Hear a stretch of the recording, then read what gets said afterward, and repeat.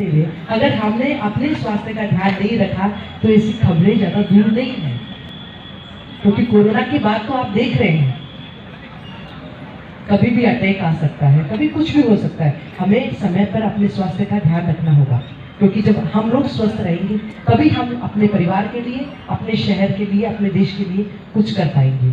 और दूसरा, परवीन जी ने कहा कि आप लोग सभी हरिद्वार जरूर से जाइए, सभी को एक दिन हरिद्वार जाना है।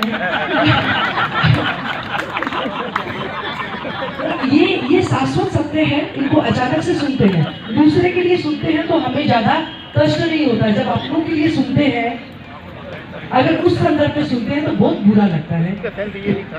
मैं समझ गई, इनका अर्थ था कि वहाँ आप गुरुकुल में स्वामी जी के आश्रम में जाकर वहाँ योग को सीखिए, पर इसका दूसरा भाव इसलिए बता रही कि समय रहते हुए ध्यान नहीं रखा तो ऐसी स्थितियां उत्पन्न हो सकती है। तो ये कड़वा सत्य है, मैं इसलिए बोल रही हूँ। मैंने खुद ने महसूस किया, मैं योग से बड़ा प्रेम करती हूँ, मैं योग को अपनाती भी हूँ, मैं खुद शीर्षासन सारे करती थी। पिछले 2-3 सालों में जिस तरह से थोड़ा सा जीवनचर्या का भी हिस्सा रहा, और कभी कभी व्यक्ति इतना मजबूत भी नहीं होता है, पर संघर्षों में कभी अपने लिए समय नहीं भी निकाल पाता है।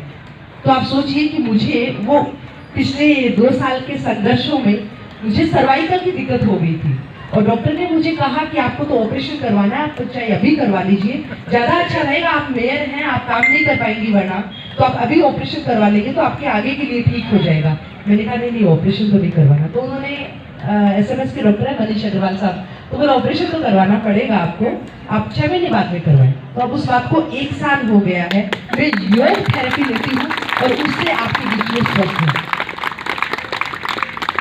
जैसे पूरा विश्व योग के लिए देख रहा है, उसका कारण यह है कि भारत का ज्ञान है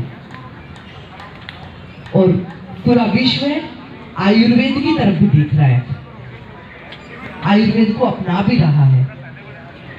पर कई बार क्या होता है, अपनाने के लिए भाव चाहिए, महानता चाहिए, वो महानता नहीं आ पाती है, तो चाहिए अंदर अंदर अपनाए, पर वो अपनाते हैं।